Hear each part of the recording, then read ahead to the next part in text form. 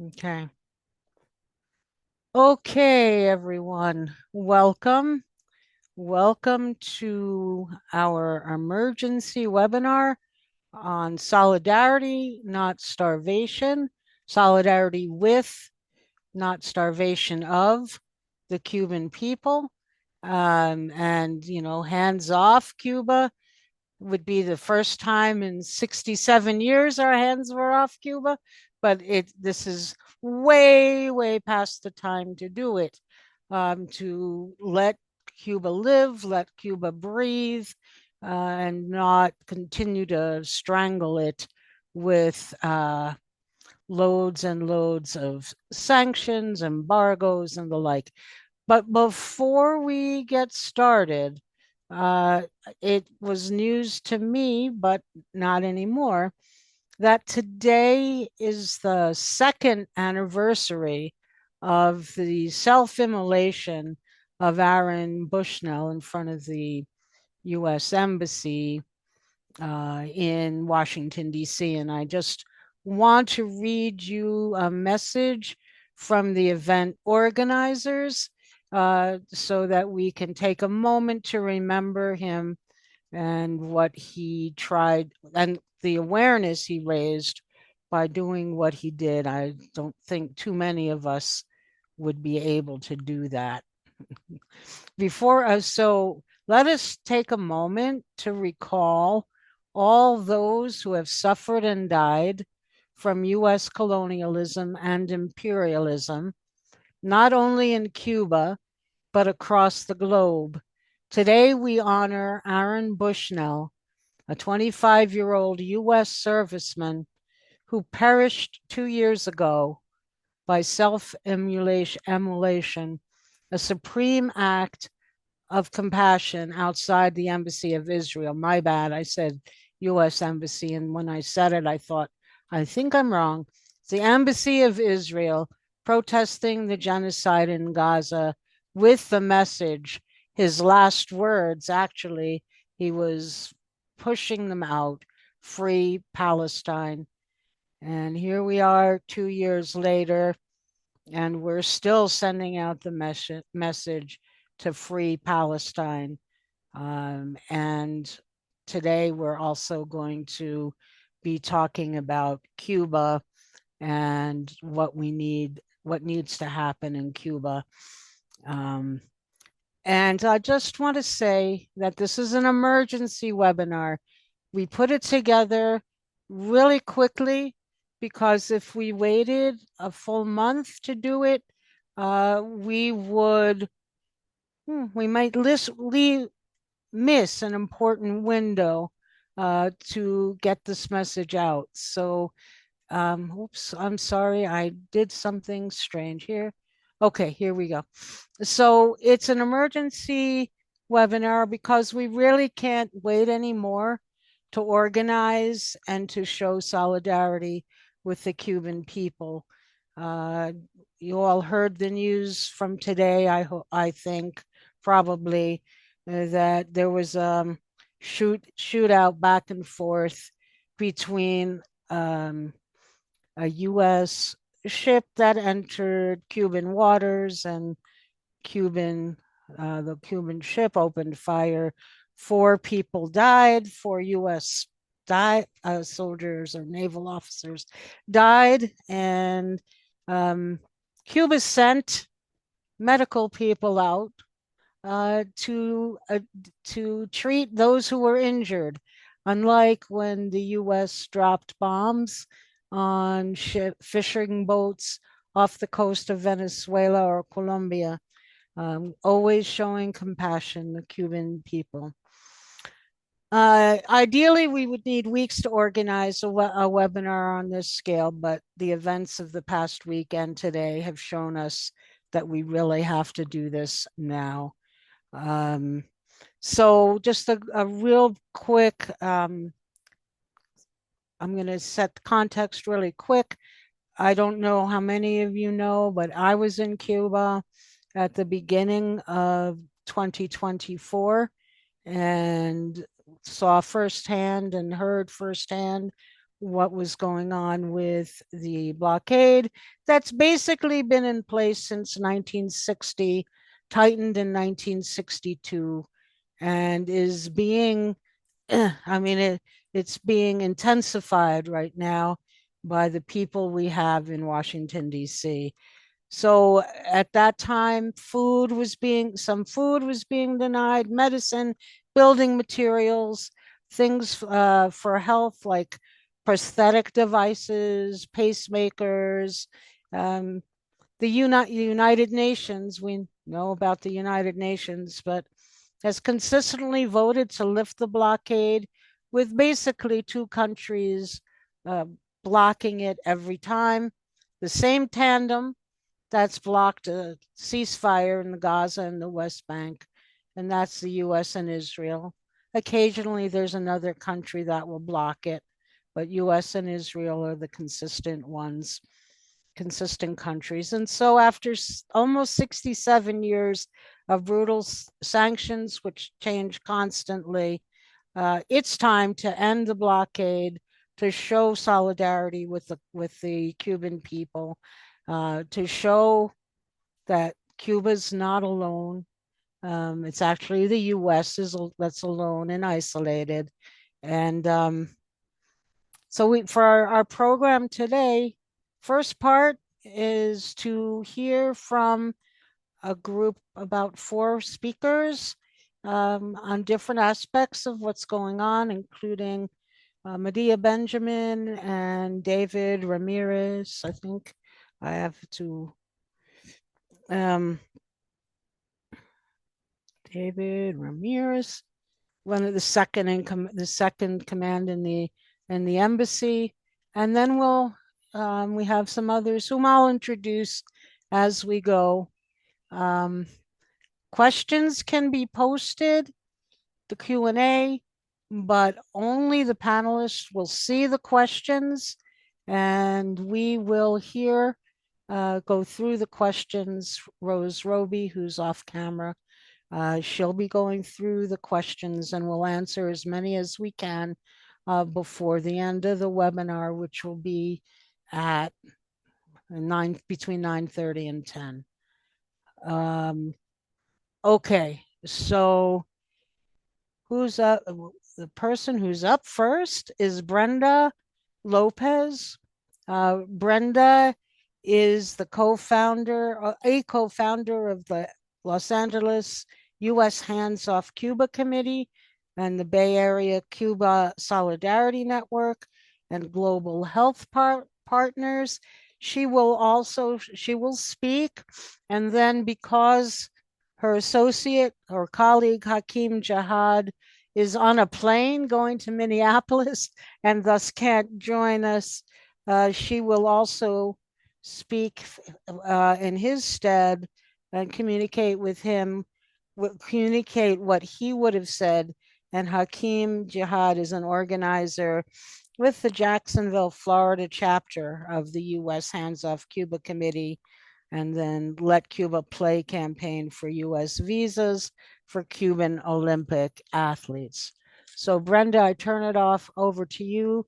I will go off camera. Well, yeah, I will at least mute myself and listen intently. Thanks so You're up. much, Madeline. Yeah, it would be You're nice if welcome. you keep your face so I feel like I'm talking to someone since we can't see I the participants. I just said the same. Yeah. Okay, so hi everyone. I'm Brenda Lopez. I always like to start with a little disclaimer that I am not Cuban American, but I am Mexican American. And the reason I do Cuba solidarity work is because I see Cuba as a lighthouse guiding us to a system that values and prioritizes human life. In addition, being an American citizen puts me and anyone living in America in the responsibility of changing the conditions of the Cuban people, because it is our government who is causing this humanitarian crisis and obviously now continuing this escalations. So I always like to start with that. But to give a little bit of context, the first time I went to Cuba was 2019, not knowing much about Cuba, and it just completely changed my life, and just seeing what our government does to the Cuban people and how much it affects just our common day to day, living practices. I felt a deep responsibility to come back to the US and co-founded the LAUS Hands Off Cuba chapter with Mark Friedman, who is also on this call. And since then, we have organized multiple car caravans, webinars, movie screenings, reading groups, all focusing on and highlighting Cuban culture and people. And so, in light of that, bringing this to our current events, there's a National Week of Action that has been declared by the National Network on Cuba, beginning March 8th to March 15th. And in Jacksonville, Florida, where Comrade Hakeem is, they're planning several events for that week, including teach-ins, art builds, rallies, and cultural nights. And one such event is the film screening that will be held at San Marco Church on Saturday, March 12th. And they'll be showing a Cuban film about Jose Marti called Eye of the Canary. And on this night, they hope to be joined by Cuban Americans who, although have historically been hostile towards Cuba since the revolution in 1959, had never lost their love for one of their greatest heroes of Cuban independence. And so, we have to be a little bit strategic sometimes in how we bring in Cuban Americans to fight in solidarity with us. But I think these heightened escalations like really highlight the necessity for us to put political ideologies aside and help people. I know in LA, I'm not going to talk too much about it because I know Mark will probably talk about it more, but on February 28th, they're planning a webinar, Cuba Under Siege, where they have a lot of wonderful speakers, and that will be in person and online. Tomorrow, we're having an event in San Jose where we're kind of bridging the connections between what's going on in Cuba and what's going on in Venezuela, because those are very much, connected to each other. And so we're also hoping to launch a new chapter of the Hands Off Cuba Committee in San Jose, starting with that meeting tomorrow. And here in the Bay Area, we're planning a movie screening of Teresita's Dream, which is one of the Belly of the Beast's most recent films that follows a cutting-edge Alzheimer's treatment that has proven to be very successful in slowing down the advancement of Alzheimer's. And it focuses on scientist Teresita Rodriguez and her team, made up of largely women, that are leading the story of science and care and resistance despite, having a huge lack of resources because of years and years of an economic blockade now. And so our goal with that is to try to connect our medical practitioners here in the US with what's going on in Cuba, and not just the necessities, but how they've been able to overcome and create such wonderful solutions to problems that all humans deal with regardless of our ideologies. And then when it comes to the U.S. Hands Off Cuba Committee in LA, we had just started and launched a new campaign called Let Cuba Play that focuses on trying to get the Cuban athletes visas to come and participate in the Olympics that will be happening in Los Angeles, California in 2028. Because as it is now, a lot of these athletes are being denied visas for the pre-Olympic trials that are happening in Puerto Rico. And while they argue that sports are illegally supposed to be non-political, here we clearly are seeing that politics are still, negating people, specifically athletes in this case, from doing what they love and connecting with the world. And so we started this campaign, and while it's kind of like a little bit on the back burner right now because things have really escalated, we're still asking for people to volunteer and sign up so that when we're kind of gear that up more, people can help us, because it's going to be an international effort since the Olympic Steering Committee is made up of representatives from all over the world. So this is more like an international campaign that we call for anyone in the world in solidarity with Cuba to join us. And then I'm going to focus a little bit on some material aid campaigns that we're working on collectively. So there's some material aid caravan that's embarking soon from Northeast US, and it's traveling south until it reaches Miami before reaching its final destination on the island. Right. And Jacksonville, Florida will be a stop along this route. And our Jacksonville Hands Off Cuba committee is busy collecting medical supplies and other resources that are direly needed in Cuba due to the US blockade. And so through this material aid drive, they intend to raise awareness about the economic warfare against Cuba with every sector of life in Jacksonville. So this will include faith leaders, labor, as well as other grassroots community organizations.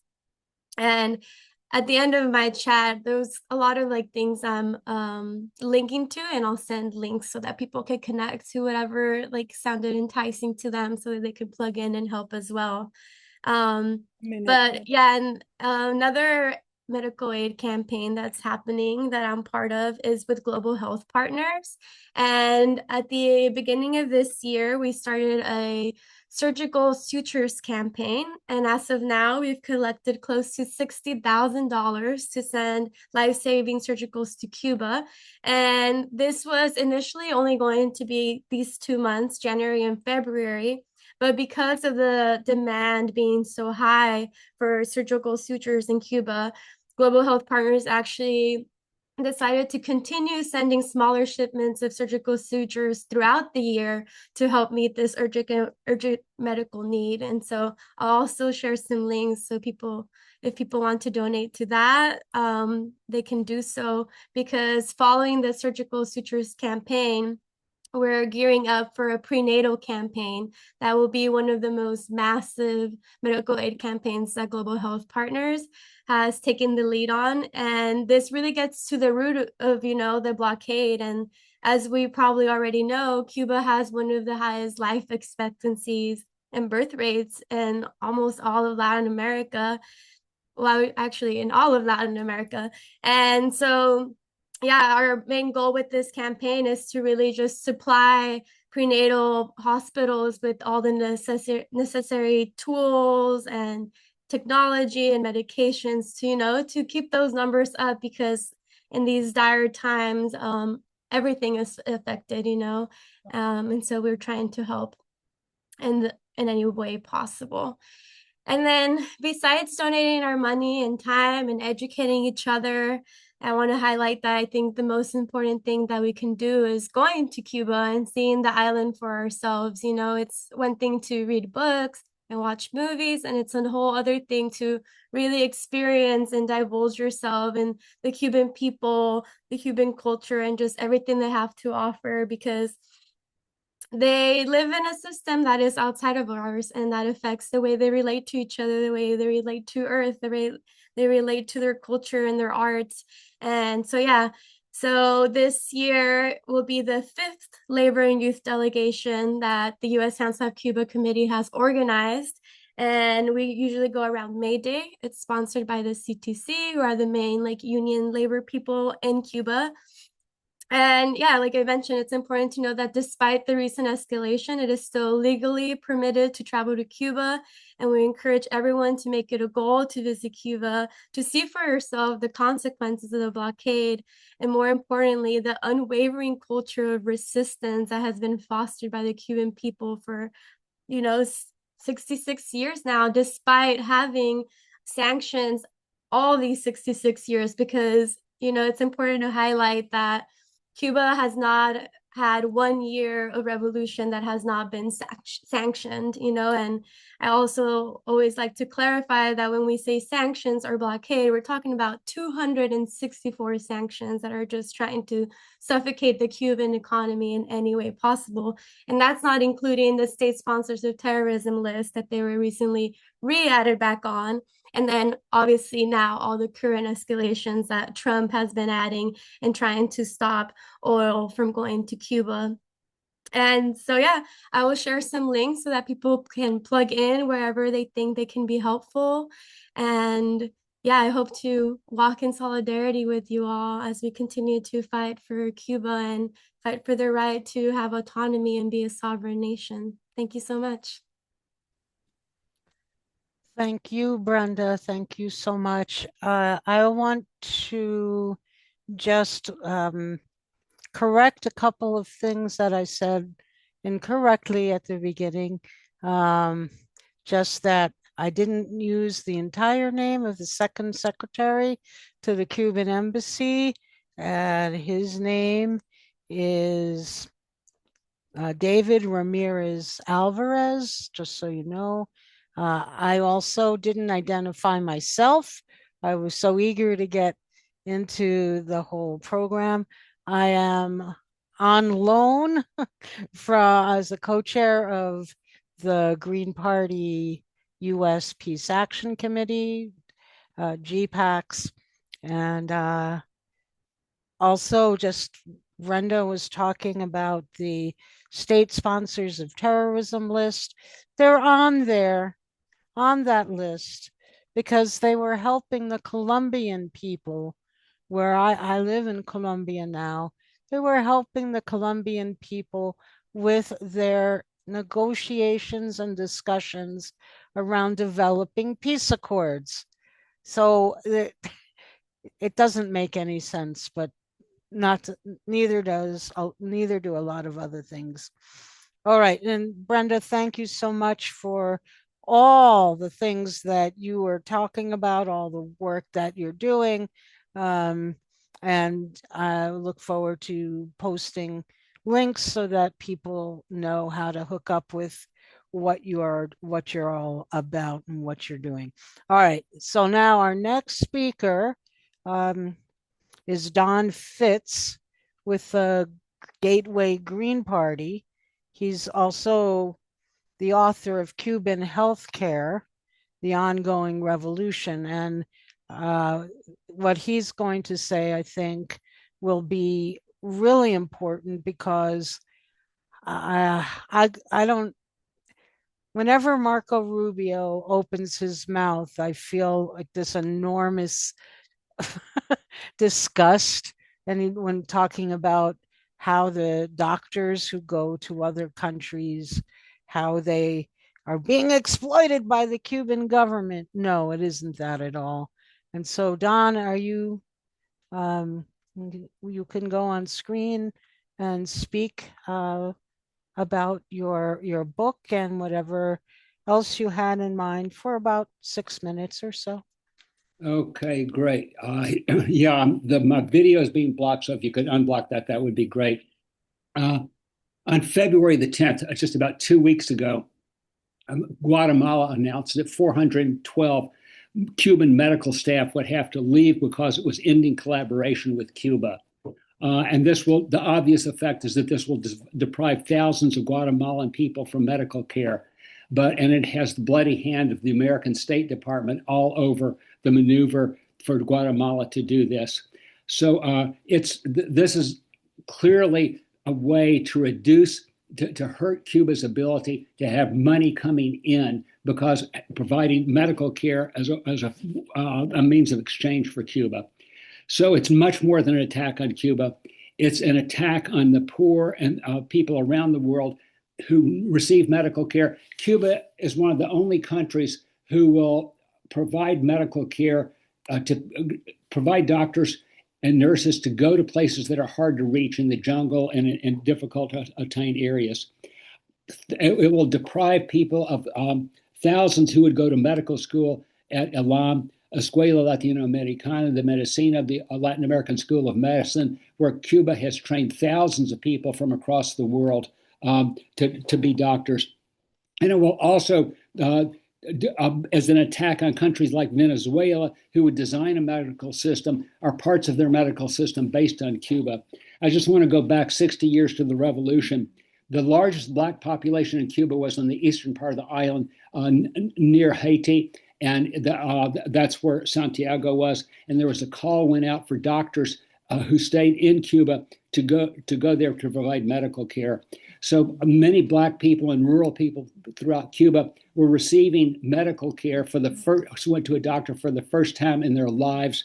And at the same time, they could watch TV and they could see, those were the 1960s, early 60s, when Black people in the United States were beaten and attacked by police and having police dogs sicked on them for the crime of wanting to sit down at the lunch counter.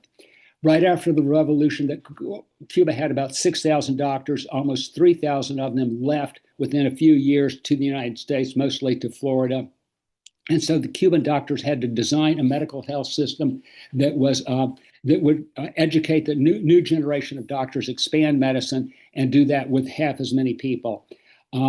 We can remember in 2005 when Katrina hit New Orleans, 1,586 Cuban doctors were ready to go, but George Bush said no. We don't want people to go and receive medical care. Right after and this is what is happening right now. Basically, they're saying they would rather people not receive medical care than be able to get medical care, and Cuba to have financial support for doing that. Right after the revolution, Cuba had a much higher infant mortality rate than the U.S. Cuba had a shorter life expectancy, and the infant mortality rate went up because it happens. That's the way it happens a lot of times after a revolution. But within a few decades, Cuba had a lower infant mortality rate than the U.S.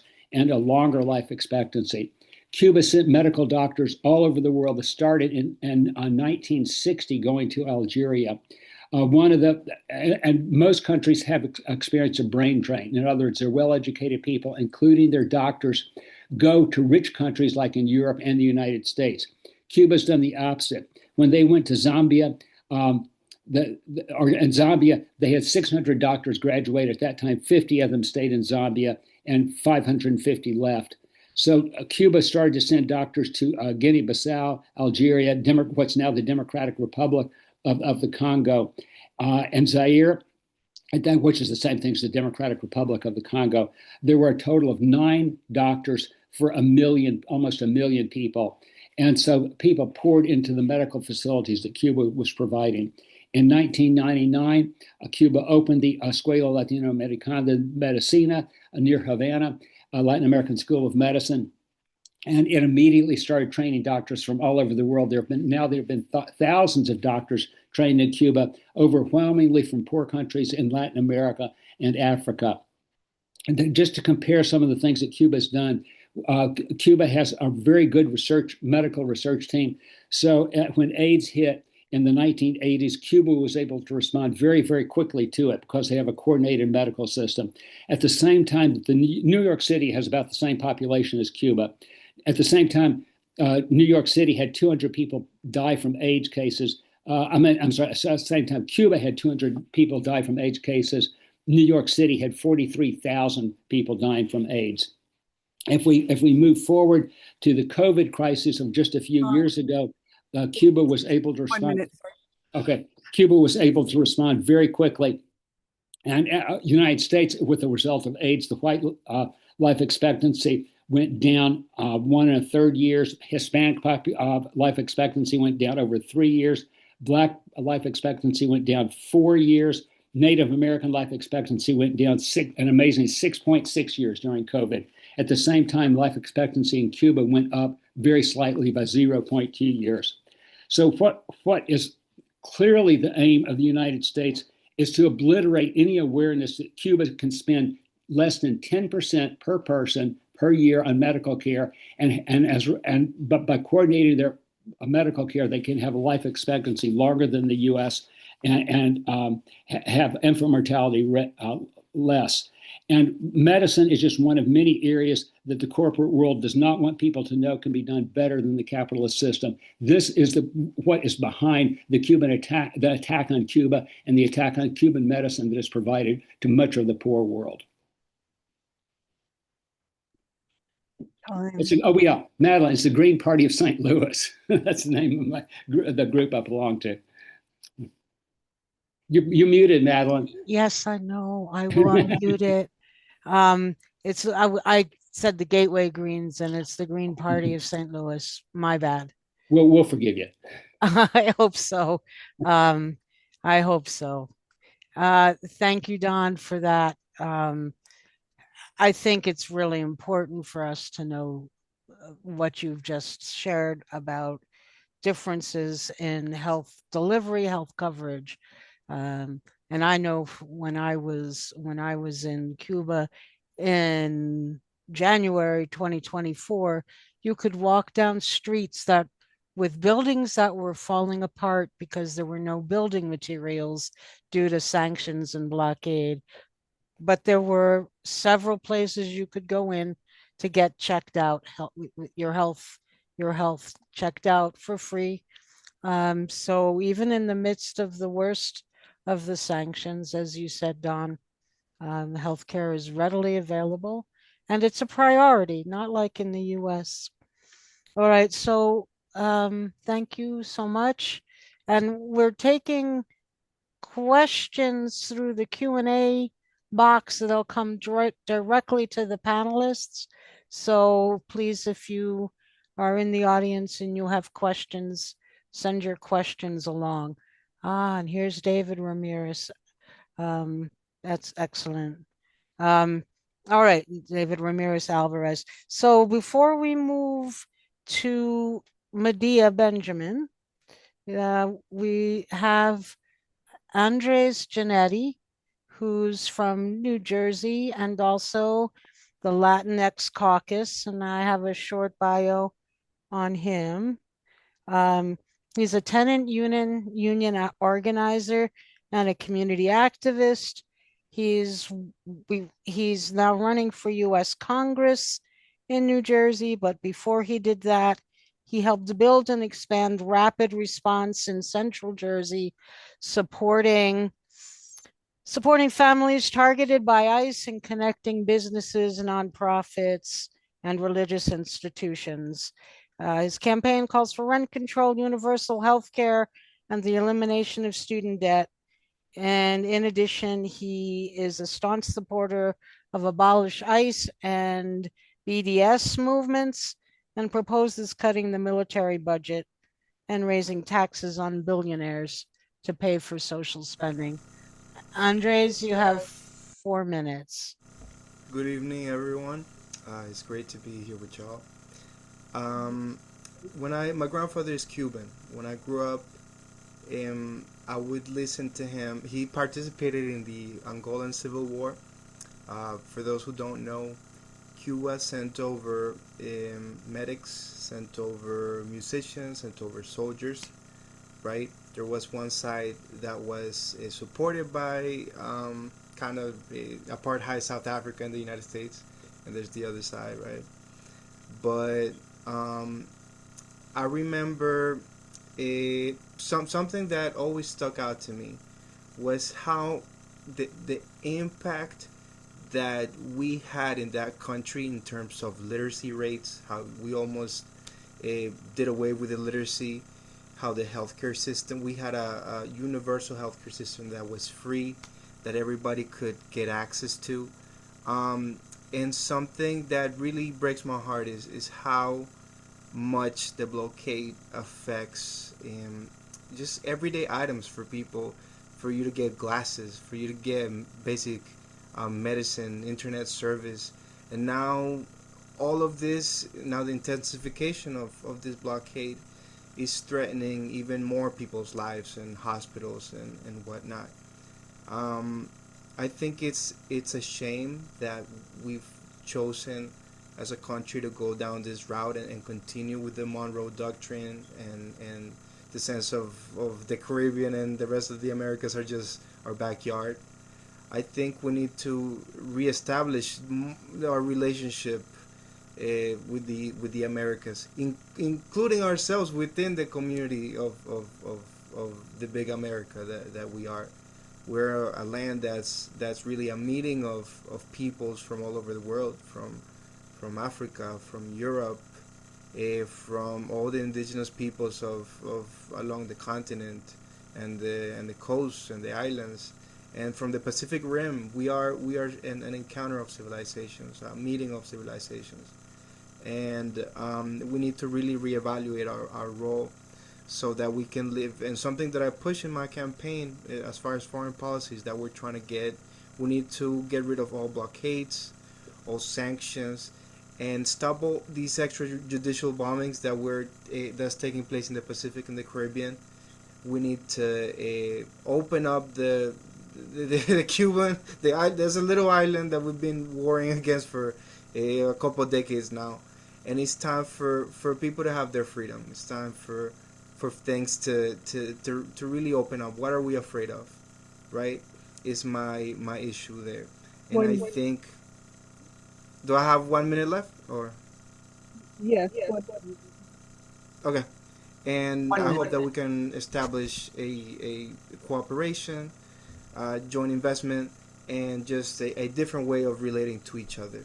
It's my hope. If you're interested in learning more about the campaign, you can check us out at andresgeneto.org, Andres, JINETO.org. And hope everyone has a good night. Thank you for inviting me. Thank you so much, Andres, especially for participating on such uh, late notice. Every one of us on this call and in this webinar were called at the 11th hour. You might have been called at the 12th, I don't know. So thank you for all that you are doing, and thank you for joining us. All right, next up is someone who doesn't need an introduction, but I'll give her one anyway. And she's Medea Benjamin. Medea, are you here behind your picture? Yes. Yes. Okay. And Medea Benjamin was a co-founder of Code Pink. And wherever there is some I don't know, something going on between the US and a targeted country, you'll see Medea there. She is joining us. I mentioned Andres was the 11th hour. Medea is joining us after just arriving back from Venezuela. And before her trip to Venezuela, she was in Cuba. So I look forward to hearing her observations, conclusions, and recommendations for what we all should do. And if I left something out that's major, Medea, please add it in. I apologize.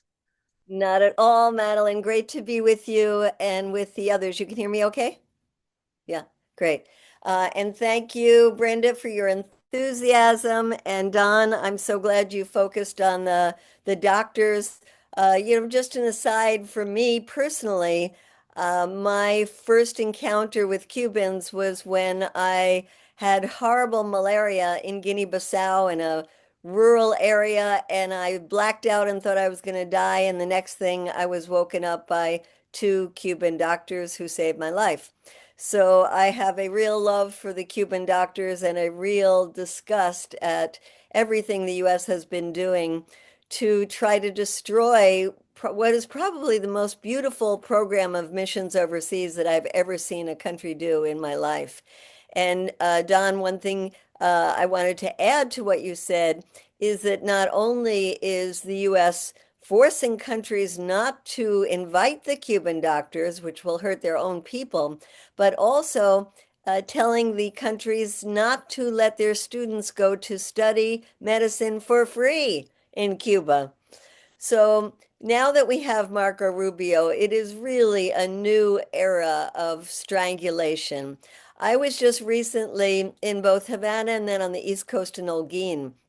And just an anecdote from Havana, what you see, one of the things most visible is the piling up of garbage in the streets. And that's because they don't have the fuel for the garbage trucks. And this has terrible health consequences because it breeds mosquitoes, and mosquitoes breed disease. So when I was there, there were three very bad types of mosquito-borne diseases that were affecting 1 in 3 people. And of course, this is also a time when Cuba doesn't have much by way of medicines. But what I saw in Holguin, where I just was even less fuel than there is in Havana. The blackouts were most of the day. They only had electricity 3 to 6 hours a day, and people planned their lives around the electricity when they could get everything they could charged up. And a lot of what they're charging, if they're lucky enough to have the money to buy it, meaning they probably have relatives overseas, are these electric motorbikes that people are using for transportation, as well as the three-wheeled electric vehicles that are being used now to transport passengers, because where I was, the buses weren't running, as well as to transport cargo. And so you see Cuba going cold turkey into pretty what is the beginnings of a fossil fuel free economy. And it's a terrible thing to witness, having going cold turkey like this. But they are doing a tremendous amount of work to get solar panels put up in the most critical places and to change a lot of the transportation to electric vehicles. One thing that did impress me in Holguin is, unlike the horrible garbage pileups that you find in Havana, it was extremely clean. And what they had done is that the government had contracted the horse and buggies, people with the horses and the carts, to come in and collect the garbage, which is, in many ways going back many, many years, but also an innovation in terms of the way to try to keep a city functioning. I wanted to talk about two things that are very recent. One is the boat that was just in Cuban waters, a nautical mile off of Cuban waters, and that when the Cuban Coast Guard went to ask who it was, the boat fired on them. It turns out that on that boat there were guns and grenade and Molotov cocktails and handguns, rifles, assault rifles, and Molotov cocktails. In one report I read, they said they were going to pick up relatives on the island. I don't think you'd go to pick up relatives with ammunition on the boat. And if you hadn't heard, there was one Cuban commander that it wasn't clear if he has passed or if he's just severely wounded. And four of the aggressors were killed and six are wounded and in Cuban hospitals. But what is now quickly, the right wing is trying to have the narrative that Cuba, of course, was the aggressors. You hear Marco Rubio, Rick Scott from Florida, and others like Carlos Jimenez, the horrible representative, saying that this is Cuba's fault and that they're calling for an investigation. So is the Florida Attorney General. We will do everything to hold this communist uh, um, country accountable. And Carlos Jimenez called it a massacre, which is quite ironic given that the U.S. has killed about 150 people on 45 boats that they have bombed. And as you said, Madeline, when somebody survives, they don't pick them up and take them for treatment, they bomb them again. So this is very disconcerting, and we're going to hear many different narratives in the coming days. But let's ourselves try to get clear about they were in Cuban waters, they were armed, and it's a terrible incident, but it's not Cuba's fault. It's this group that was obviously a terrorist group wanting to commit acts of terrorism in Cuba. The other thing is that just today, the Trump administration announced that they will allow for the sale or the resale of Venezuela oil to Cuba, but under the conditions that I don't understand, like it will go to the private sector. So how do you sell oil just to the private sector?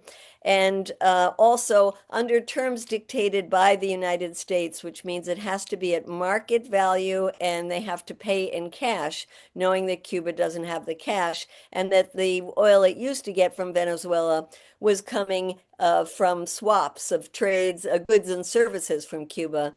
And the Trump administration won't allow that. So it's really absolutely disgusting what this administration is doing to both Cuba and to Venezuela. And we should be so ashamed to be living in a period of history where this is happening. And the last thing I want to say is that as part of the exciting solidarity that Brenda and I'm sure others will talk about is this flotilla. Now, we don't know how the flotilla is going to be impacted by the shooting that happened today and how the Cuban government is going to feel about this now. We hope we'll be able to go ahead with the boats to Cuba. But in any case, there will be lots of groups that will be converging in Havana for a day of global solidarity on March 21st. And we just managed today to get a charter plane and 100 seats on the charter plane to take people from Miami. And it will be a very inexpensive trip just going from March 20th to 23rd to participate in this global action and to show our solidarity in such an incredibly important time. So anybody interested, please check out Code Pink. If the material isn't up today, it will be up tomorrow because we just got the okay on the plane. Thank you. You really tired, Medea? You sound like you have, more energy than usual. Really, so much going on. Um, and Oh, thank you. and one more thing, I will be on Democracy Now! Tomorrow mornings talking Okay. about Cuba, so that's good. Okay. Yeah, I mean, someone said, I think Brenda said also, that one way to address this is to actually go to Cuba. Because when you go there, I had wanted to go to Cuba my whole life, basically. And as working for a US peace organization, I was told, always told, no, no, you can't go. If you go, you'll be stigmatized, and our organization will be stigmatized. So I never went until I moved to Colombia, and going to Cuba from Colombia was a whole lot easier. I think it cost $25 for the visa, and it was life-changing. So please go see what you can, if you can hook up with any of these efforts that we've been talking about. I also wanted to just say quickly that the resourcefulness of the Cuban people has been on display for a long time. I remember at one point the sanctions, the embargo prohibited pesticides from getting into Cuba. So what did the Cubans do? They started organic farming. So this whole cold turkey move from fossil fuels to solar panels, if anybody can do it, the Cubans can do it because resourcefulness is their middle name.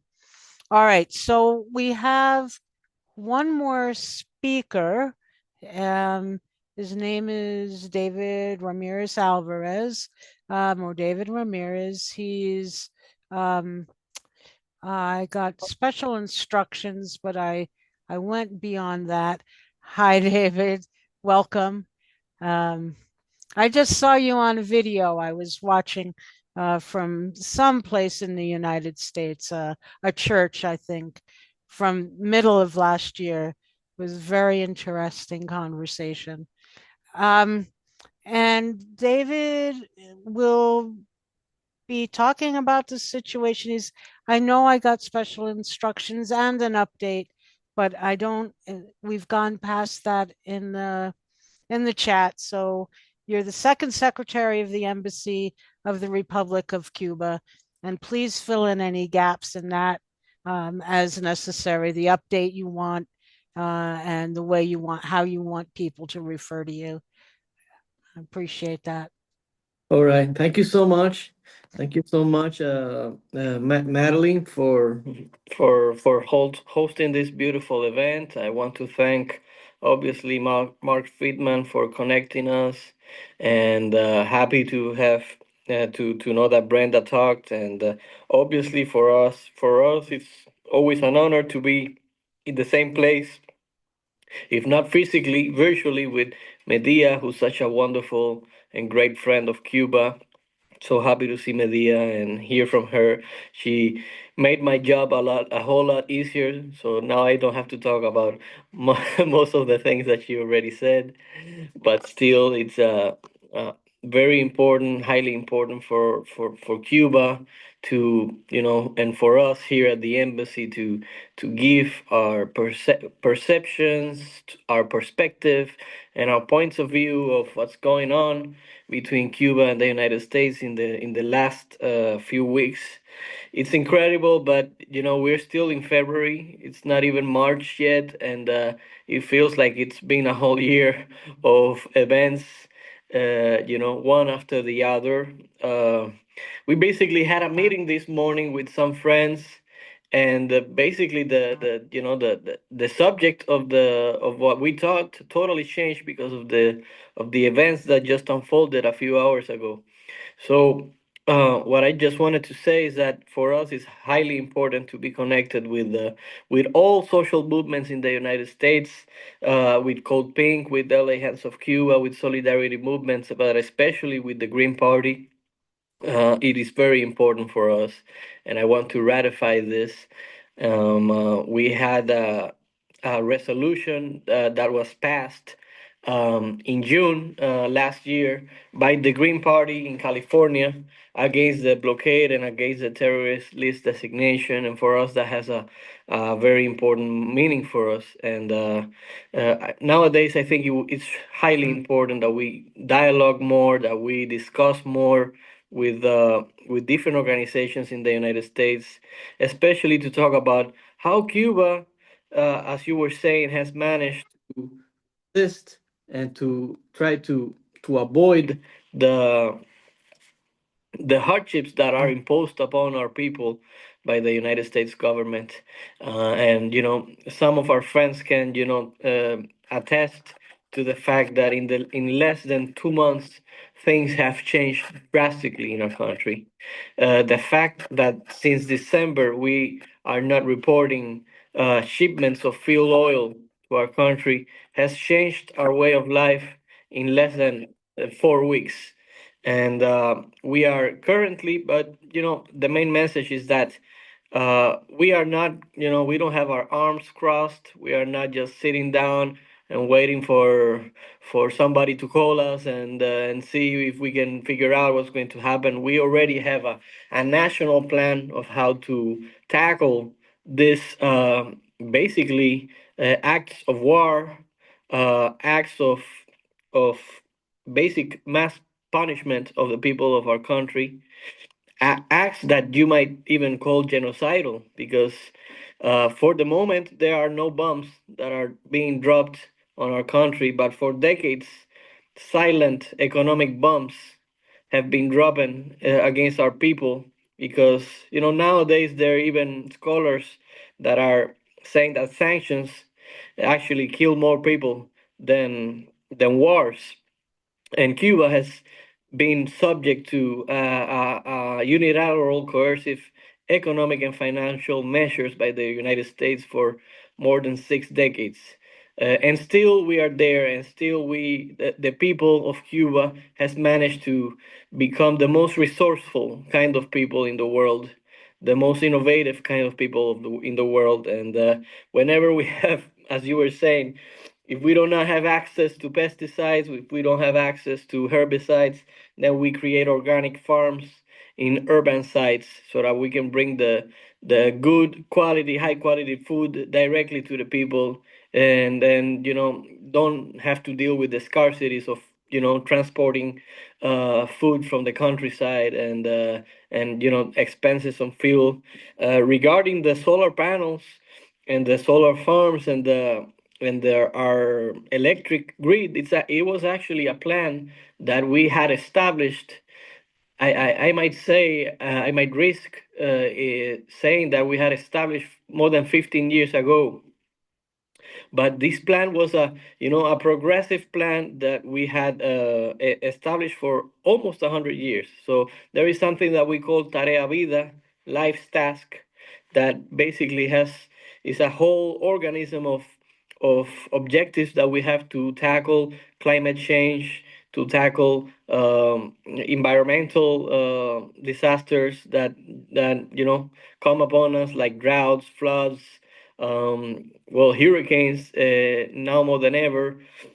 So regarding our national electric grid, we had a plan for the year 2100 to reach around 50% of our national coverage in renewable energies. And now, because of the hard situation, we have been pushed to basically going from less than 3% of national coverage in solar energy to more than 23% in less than than 2 years, which is impressive. Cuba is one of the, I might say, it's the country that has grown the most in changing its matrix, its electricity matrix to solar. And right now, we are highly grateful to our friends and comrades from different organizations in the United States that are raising funds to help different hospitals, different health institutions, schools in Cuba so that they can transform their electric grid to autonomous solar generated electricity. So there are fundraisers that are happening. The Code Pink is helping out. The People's Forum is helping out. There are people sending aid in medicines, and we are, this is a really important really tough moment for the people of Cuba, and I cannot stress this enough. And sometimes, we get entangled with diplomatic talking points and with a lot of specific and technical terms. It is very hard. It's gonna get harder, and if we do not talk enough about the issue, it's not going to be part of the mainstream narrative in the United States. And we're 90 miles away from the United States. The United States does not need a migratory crisis. The United States does not need a security crisis to come upon because of, specific agendas of specific politicians in this country. And it is up to us, the people in the embassy, to give our points of view about what's going on in our country. But I do not want to end without saying thank you, and thank you, and thank you for everything you do for making these sort of virtual events happen and opening the doors to Cuba. Thank you again.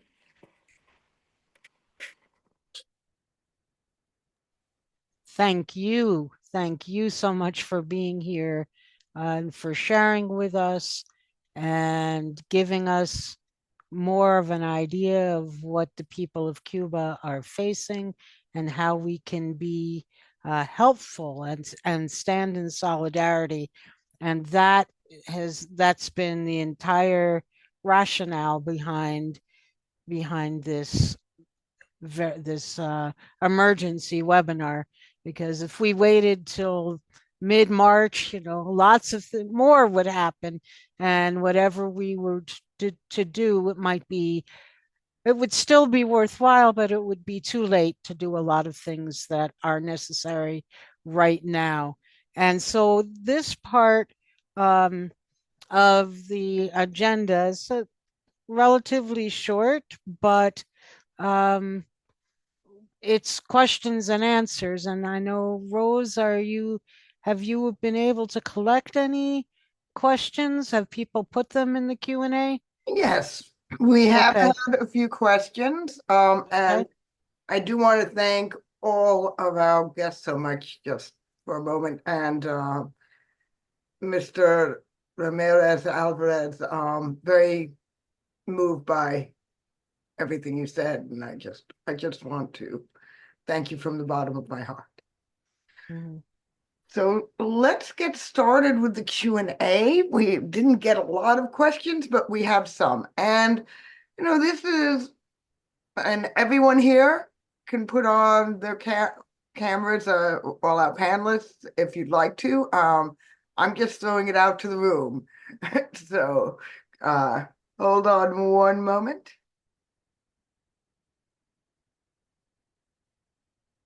Okay, from Matthew. Cuba has 206 mapped power with national installed capacity around 3,000 plus megawatts.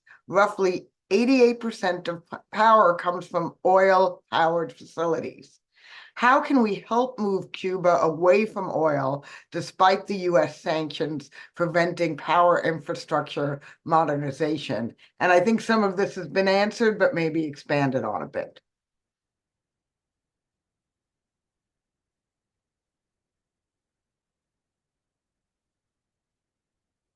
So I guess, Rose, you're calling on anybody to answer. It's not directed at anyone specific, correct? Well, it's not, although I think in this case, maybe, David, that might be something that you might have some particular insight on. Sorry, I couldn't understand well the question. I ironically have a bad connection. Oh, my apologies. Um, we also could likely, and I know that David Friedman also answered this in the chat, but it's Cuba has 206 mapped power with a national installed capacity of around 3,000 plus megawatts. Roughly 88% of power comes from oil-powered facilities. How can we help move Cuba away from oil despite the US sanctions preventing power infrastructure modernization? Okay, so thank you for the question. Yes, that data has been updated quite a bit. We still do generate roughly a bit more than 3 gigawatts of electricity nationally from different sources of electricity. It's more than 80% is based in fuel, unfortunately. It's based on thermoelectric plants that are connected nationally through more or less four big thermoelectric plants that unfortunately also are very old. And because of the blockade, we have not been able to repair them properly and are constantly going through, different problems, and we have to put them down, repair them, maintain, and then go back again, and unfortunately generates a huge problem because different parts, different sectors of the electric grid has to be disconnected. We also have a very small percentage of air power generation, mainly in the eastern part of the country.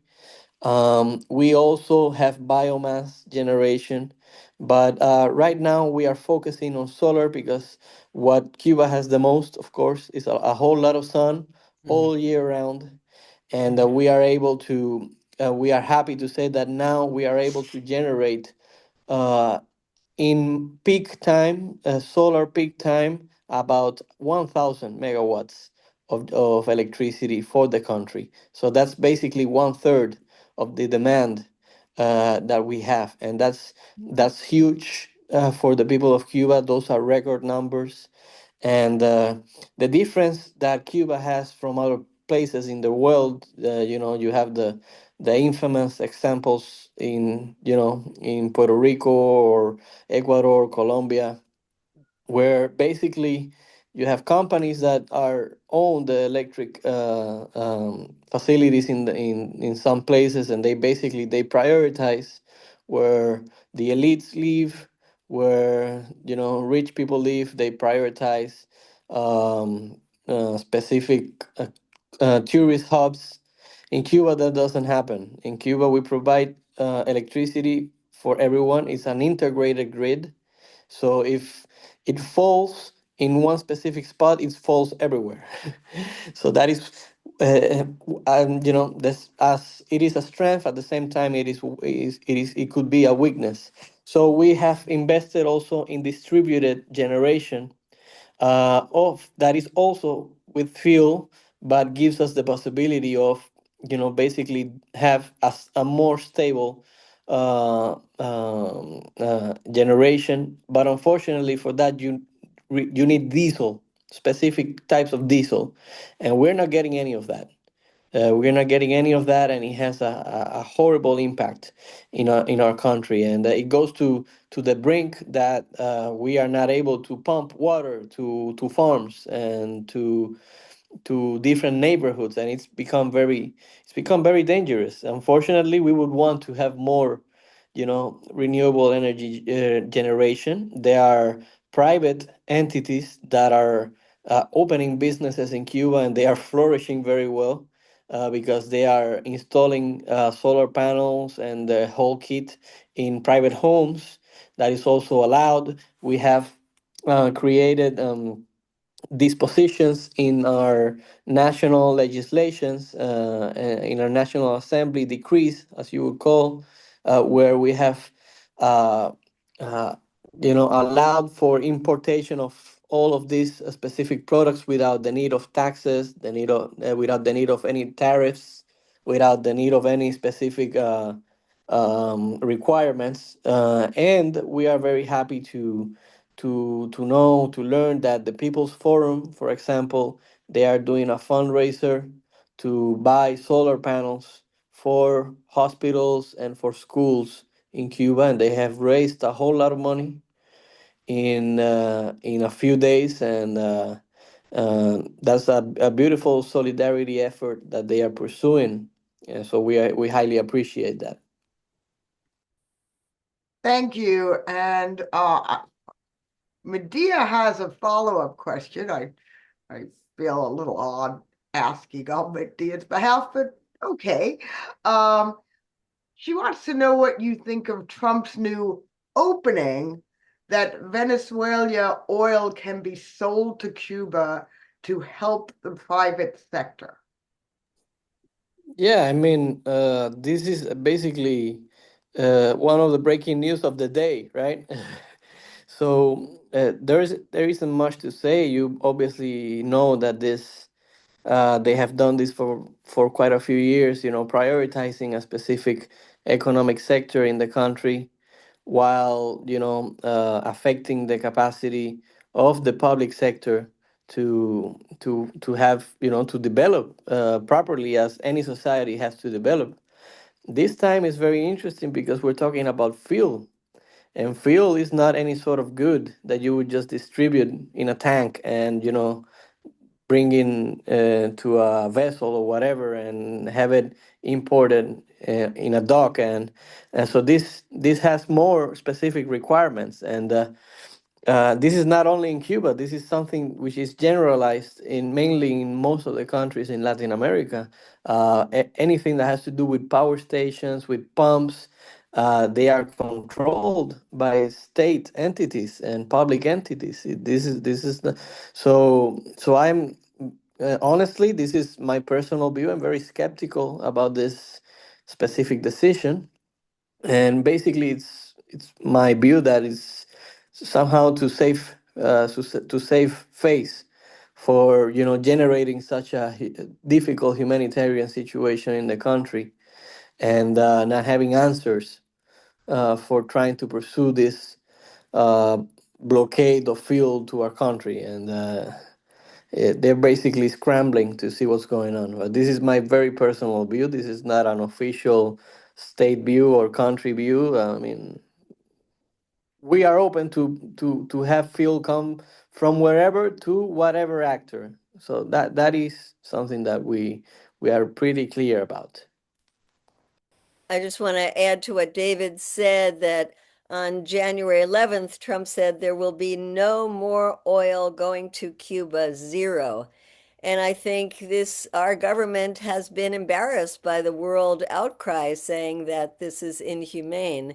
And so this is, as David said, a face saving, but it really is so limited because it's on US terms about how the oil can be purchased, and also on US terms about who it can go to. Yeah, and I just add a little bit to that too, Rose, and that is there's been for many years a struggle between privatization and US dollars on the island and the purchasing power of US dollars. versus the more community-based economy. And it looks to me like this, as David already said, it looks like another wedge in to try to, go private and use US capital as opposed to government policies that treat everyone in the community equally, as you had mentioned at the beginning, David.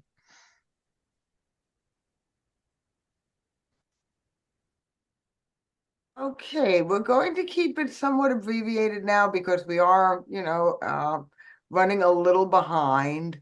So we've got to wrap up on question and answer, but I think Joy has a very important question, and that's what is the best way to help financially in a way that we can get money for the Cuban people to have necessary resources?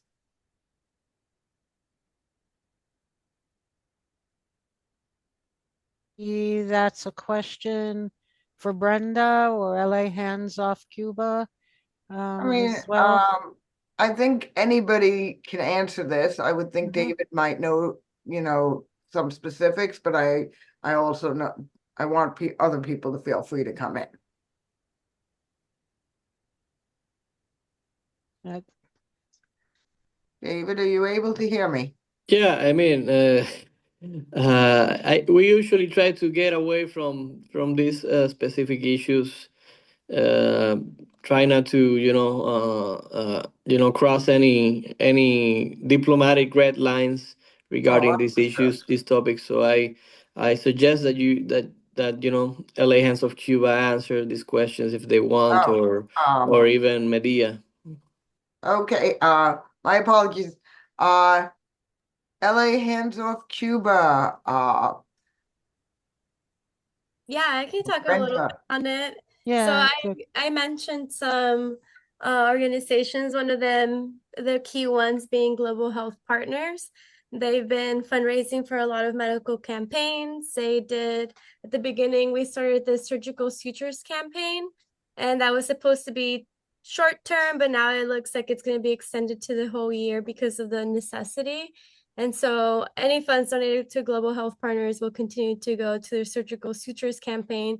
But in addition, they help the LA Hands Off Cuba Committee and other organizations just send containers of medical aid in general continuously. And then we're also just gearing up for a prenatal campaign that's going to be massive, and that's going to be like millions of dollars will be needed for that. So that's a great source. There are nonprofits. So if people are interested in tax deduction stuff, like that's a great organization to donate to. And then additionally, there's a lot of smaller just committees that I know that are having fundraisers to do like, just smaller scale medical campaigns. But as like so many of us highlighted, the necessity is so big that no donation is too small. And so, yeah, I would suggest connecting to National Network on Cuba. They repost a lot of different fundraisers and projects that are going on all over the United States for all the committees that are part of their members, including the LA Hands Off Cuba Committee and the Jacksonville chapter. So, yeah, I would definitely say them, and then I'll pop it over to Medea because I'm sure obviously she can talk about Code Pink and all the great stuff they're doing. And I'll just add, David, if you have a contact for the People's Forum, or if anybody has for that fundraiser, that sounds like something some people could join. Uh, Yeah. uh, I can put the People's Forum on here as well. They have Okay. raised almost $250,000 already, and I think they're going for $1 million. So they definitely need money. And as Brenda said, Global Health Partners is fantastic. They're filling the plane that we're taking with medicines when we go down on March 20th. And Code Pink has been doing ongoing fundraising to send food to Cuba. We've sent food to the children's hospitals in every single province, and we've been taking that by charter plane as well. I just put the Let Cuba Live link in there. And the Cuba, we've been taking dried legumes and pastas and powdered milk and that kind of thing. And we'll just keep doing that on a regular basis. So there's lots of ways to send money down. I also just wanted to address this issue about Mexico that I see Richard put in the chat. Is that okay? Because he said, Richard course. said Mexico may have stopped their oil shipments in Cuba in response to U.S. pressure. Understandable, but very unfortunate. Does anyone have information on Mexico's actions? And I was just with a bunch of people from Mexico, and they've been very unhappy that their president has given in to Trump, understandably. As Richard says, the pressure from Trump is not a joke, and Mexico depends so much on trade with the United States.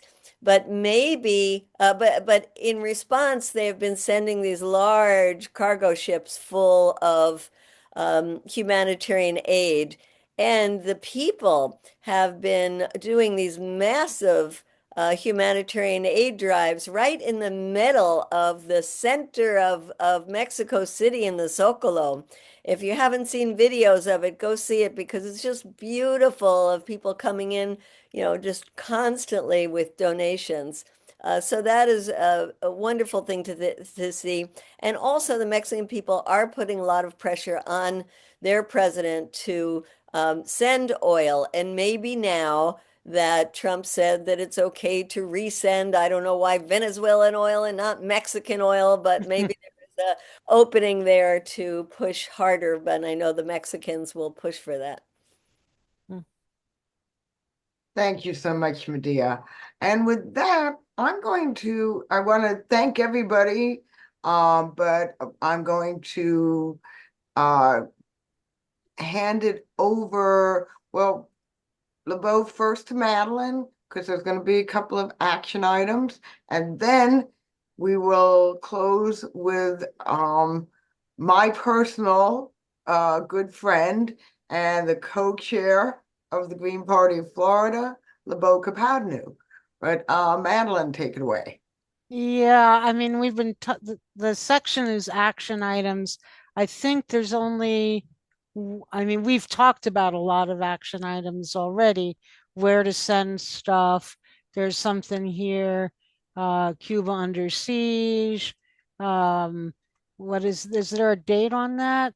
If you live in Southern California or know people living here, please pass it on. Emergency speak out against the U.S. oil blockade of Cuba, featuring none other than David Ramirez, one of our esteemed panelists tonight. But is there a date on that? I don't, unless I have to scroll down a little bit more. I don't see a date. Let me see. I'll go here. And here we go. It's 2/28, so that's really quick. That's this weekend. I think we will save the chat because there's a lot of good things that have been posted in the chat so that we don't lose some of this. I also have one thing that I don't think was raised. Hold on. Yeah, no, that's it. It's the Cuba under siege emergency speak out. It's from 1:30 to 3:30 p.m. Pacific time on the 28th, which I would gather today is the 25th. Yeah, it's Saturday. So please let people know about it. And I think as Green Party people here, we all have local and state chapters we can activate. And I think we should join in with some of the fundraising efforts and maybe conduct our own. And I don't know. I think we've gone through most of these other things here. And yes, Rose, thank you for putting this here. This webinar will be available to view on the Green Party of US YouTube page. Please check it out and share with your friends and family, because I know there were a lot of people who weren't able to make it due to the short notice, and also just want how it has become maybe more convenient for people to listen to the recordings of things of webinars rather than to participate live. So we have a whole list of places where people can donate: People's Forum, Global Health Partners, National Network on Cuba, LA Hands Off Cuba, and I think we will be generating more of those kinds of links. If you want a link to watch the LA Speak Out this Saturday, speak out this Saturday virtually, email us, and the link is in the email address is in the chat. It would be a good thing, I think, for everybody who can to participate in. And before LeBeau wraps up, is there anything that any of our panelists want to add about action items? Or have we pretty much gone over the most important ones? All right, then. Hearing nothing and seeing nothing. LeBeau, I've heard your name so often from Rose, but I've never met you in person. And so take us home.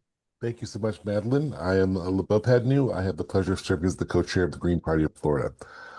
First things first, I think that it's appropriate that I first off thank Secretary Ramirez for attending this webinar. We appreciate you taking the time out of your probably especially busy schedule right now. Thank you so much. I want to thank our organizers of this emergency webinar. We've got about 50 people. I've seen as high as 60 people participating on such short notice. I'd like to thank you all. Madeline, Rose, Kathy, especially Lizzie, and anyone else I've missed. Thank you so much for putting this together. We extend our warm regards to all of our speakers. Of course, as I mentioned, Secretary Ramirez, Medea, I think you know that I love you, even though we've only met a couple of times. I want to thank Andres Yunette, Dr. Fitz, and Brenda Lopez, all for taking the time out and preparing yourselves to share your information with us. I want to make sure everyone is aware, if you're not technically inclined, that you can, in fact, yourself save the chat by clicking on the chat button on the bottom center, and somewhere near the middle of the page, you'll see 3 dots. And if you click those 3 dots, you'll have an option to save the chat, so you can get a list of all these wonderful organizations we've been speaking of, which I will also go over one last time. We want to thank, of course, Code Pink, Hands Off Cuba, the People's Forum, National Network on Cuba, Global Health Partners, and U.S. Visas for Cuban Olympic Athletes, aka Let Cuba Live. So we have all of us calls to action. We have an opportunity to network here with these organizations that are out there doing great work. I'd like to thank you all attending and taking time out in your Wednesday evening. And everyone have a wonderful evening. Hands Off Cuba. Thank you all. I'm sure we'll be running into each other again. Okay. Good night, all. Thank you all. Have a good night, everyone. I'm going to end the call now.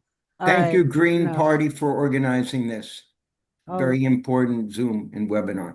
Thank you. All right, thank Mark. you. Thank you. And we go on.